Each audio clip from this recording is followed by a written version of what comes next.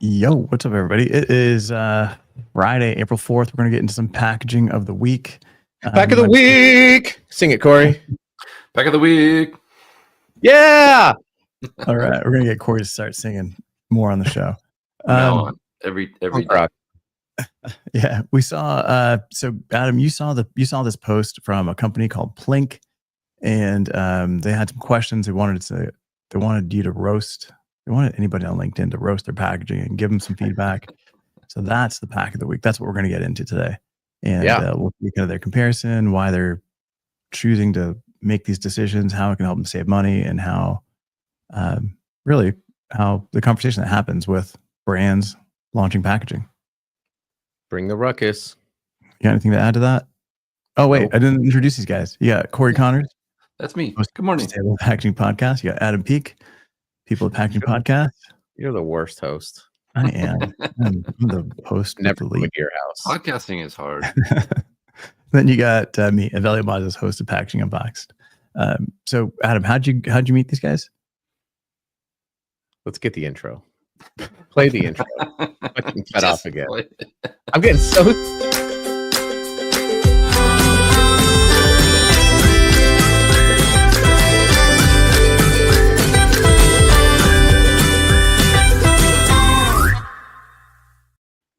Another thing. I'm just like, I'm over it. That's awesome. Sorry. All right, so let's share this. Yeah, let's talk about it. And before we talk about it, if you're watching, I don't know who's watching, let us know where you're watching from. And good morning to you. Top of the morning to you. Yeah, good. Top of the morning. From Falcon Islands. To all the penguins. Oh, so okay. So let me. Yeah, I was getting a phone call. Do you need your windows tinted? No. It's my friend Esteban Garcia. What's up, Esteban? Everyone go follow. Thank you, Hugh. Yes, that's a good point. That's right. Hey, Hugh. We need to get him to sing more. We do need more of it.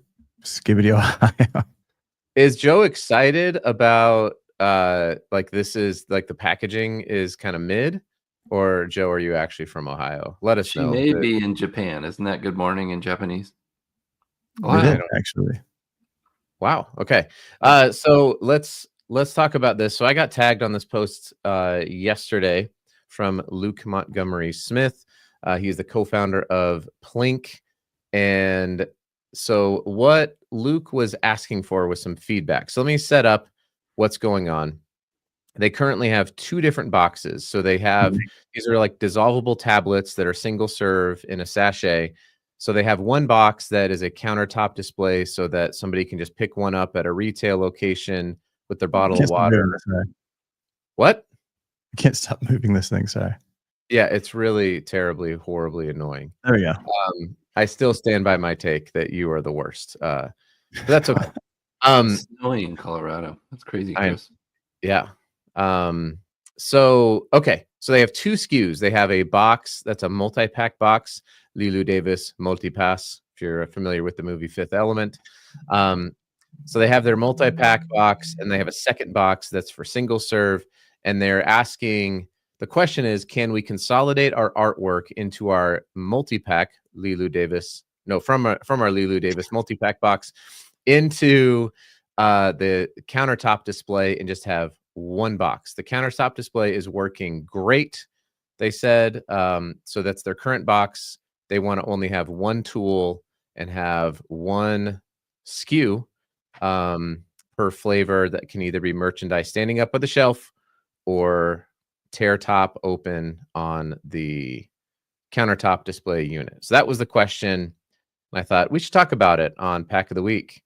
We have people coming in from where are they coming in from? We got Texas, North Carolina, Texas, Colorado, North Carolina, Ohio, Ann Arbor. Look at us. We are Japan. We are all over. Ann Arbor, Japan. That's right. Ann Arbor, Japan. All right. So let me just break this down because you were terrible. Seems like a good idea though to have one pack instead of several. So there's a single serve mode. Single serve mode is going to be on the counter, right? That's going to be popped up, displayed so that when I go pay for my gas, I can pick one and just buy one. Or I can buy a 12 count on shelf at the grocery store. Yep. So let's talk about packs, baby. Let's talk about you and me. All right. So why? I see that smirk. I don't like this, but you tell me what you think. Who? And why would you do this? Or me? Why would I do it? Yeah. You have one tool to rule them all. You only have to have one SKU. You don't have to worry about, because retailers are also using it. So if it's just C-store versus retail, that would be one thing. But if you're sending this to a retailer, the retailers, say like CVS, they want to be able to do both.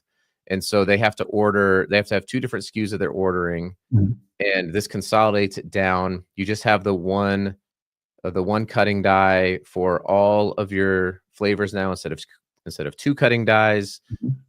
It just cuts back on waste and creates an efficiency for ordering. So how many flavors do they have? So this is the 72. pack. No, I don't know how many they have. So this is the pack that I would buy. No, this is the single serve pack. And then this is the pack that I would buy. That's what's happening now, right? This is SKU 1. Yep.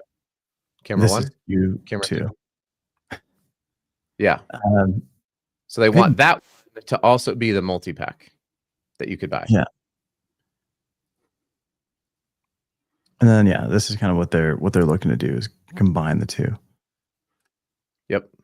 What I don't like, and it doesn't say on here, so I could be completely wrong, is does the multi-pack and the single serve have the same number of packets in there?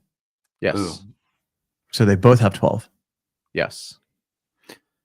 And you see the two flaps are torn off part. That's really That's not going to happen. Risk. Yeah. With retail. Yeah. Thank you for bringing that up. That was my first point. I said, I don't really know if I like the tears coming off. And he said, this is that's what they're currently doing. And they're having a lot of success with this box where, occasionally somebody tears it off and it's too much or whatever, but it's a pretty good perf. They have no problem ripping off the sides. You can see it up there, and they're having a lot of sell-through success. But that's a marketing photo. I'm sure when they're like, "Hey, we're going to spend $1,000 to get a pretty photo," they're going to tear the things off. Of course, right? but also they used to have a gravity feed, like where you would like pull one out of the bottom. Oh yeah, those are nice. And when they switched to this with the tear on the sides, their sales increased. So I did bring that up. I said I'm a little concerned about these sides being torn, and they said it hasn't been an issue so far. The sales data isn't showing that there's an issue. So, but it's a good point. I'd bring that up. Matt Burns says this is the worst pack of all time ever on Earth. Or no, he says it's the worst pack of all time. Spindrift, print days. We squeezed one whole lemon in these 8 bottles, and I'm like, what? Like that's it. These, I don't know. Like it kind of to me, it feels kind of cheap. If I can buy a box. And I don't know what the price point is for this. If I can buy the box to bring home, and there's 12 in there, and it's $4, you do the math. I don't know. It's like 10 cents each. And I go to the counter to buy one. That's not the math. Yeah. But like, what's the cost difference between that? Like, it's not a strong point, Adam. Just we're not the best. 12 times 10 cents is $1.20. But yeah, you could have at least gotten close. I know you don't have Chat GPT. I'm sure that the retail of just a single serve is more than buying a multi-pack, right? Like that has to be the case. Yes. Or else the retailers wouldn't be displaying it. There's no motivation for the retailers. Yeah. But what's the blowback from a consumer? Is it like, well, I'm just going to buy I can buy 2 of these self-serve. I can just buy a whole pack myself, on my own. It's the same reason. It's the same reason why somebody would buy 1 5-hour energy drink at the register when they're like, okay, let me just grab one of these. Versus they could go buy a 12-pack or a 4-pack back in the store, but they don't want to walk all the way back there. The economics of buying 4 is going to be better, but that's not what these are meant to do. This is meant to be an impulse buy. I've got my bottle of water. Oh, I can get this electrolyte. drink tablet, cool. I'll get that. I'll tastes drop better. it in. Yeah. It's going to taste better. Yeah, I like the graphics of what they're showing here. Versus, So my clear question, instructions. So my question would be this: this is kind of the crux of the question is: is it a good idea to have the one box die line to function in two different ways? So, for example, 5-Hour Energy, they would have probably a 12 pack of a countertop display unit, and then you can go back and buy a 4-pack. So that's going to be two different boxes. They're trying to consolidate down. My concern was that the flap that's going to shut. That's going to be on the back of the box now, but is it going to start to bow out a little bit? Do you want to lock that down with like a clear security tab or something like that can maybe be easily taken off if it's going to be a countertop display unit? What if the consumer uses it on their counter at home as an easy dispense? Yeah. They could do that too. Yeah, for sure. And Megan saying you're in the consumer mindset, not in the dial line challenge, but yeah, she's right, and that's how we like to think about packaging, is from the consumer's thought process. I mean, but here's my point, though. We just spent all day yesterday talking about the impact that tariffs are going to have even on U.S. sourced items like printed folding cartons. And so if you have two different SKUs and you are buying these, you can now consolidate that purchase and you're not going to have obsolescence, right? If you're going to buy 15,000 of one and 10,000 of the other, now you can just buy 25,000 of one. Your unit economics are going to go down. So I do think that this has now become part of the consumer question, which is how do we keep our costs low with rising costs hitting us? Yeah, exactly. Volume. Just looking at Chris's question, why do they use a square packet versus a tall packet? I think for this one, it's less of it's not a powder, right? This is like a pill. It's a So think about like Noon. They're in these like plastic, these like plastic dispenser things. That's like a 10-pack. If I recall, it's a paper wrapper as well, and so they wanted to have a plastic-free packaging experience, and so that's why they went with this. I believe. The stick packs as a powder are obviously way easier to put in a water bottle. For sure. So here's my take on this thing is from a design standpoint, you've got two different form factors. One, you're either going to stand this up vertically on shelf to purchase, so you've got a taller presentation, or you're going to lay it down horizontally on the counter. That screws with the graphics quite a bit. The front panel here that we're seeing that says PLINK, electrolytes, blah, blah, blah. This panel here, that works in either one because that would be the top panel and you can see it from the front, or it'd be the front panel on a counter. The stuff on the side doesn't necessarily work if we're wanting to show it, vertically. But there's nothing that says you can't show this on shelf flat. You just lose all of the real estate to kind of present the product. But there's also nothing that says you can't just stand this up and have this running vertically up the side of the box, right? Like, it's not great, but it's not going to make or break the brand. And then on the other side, of course, are you going to have it vertically or horizontal? I think you would have to match this so that everything kind of flows in the same direction. That's the challenge. What I do like is like having your nutritional facts, ingredients on the back half of this, which would be the back panel. And this would be the bottom. And then you don't, when you pop this up, you don't see this because this is now behind. So it works. The fact that they're able to save, what was like 13, 14% or something like that. It says 19% on our cost of goods sold. See, close enough. That, it makes a difference. And if you're a startup, it's huge. Start from Vermont, like you need every little bit. You need every little bit of margin. The graphics on the right are really appealing, I think, to a consumer. Yeah. I read the L and the I and the U. Like it says punk. Punk. Oh yeah, that's fun. Yeah, you're kind of blocking the bottom there. Yeah.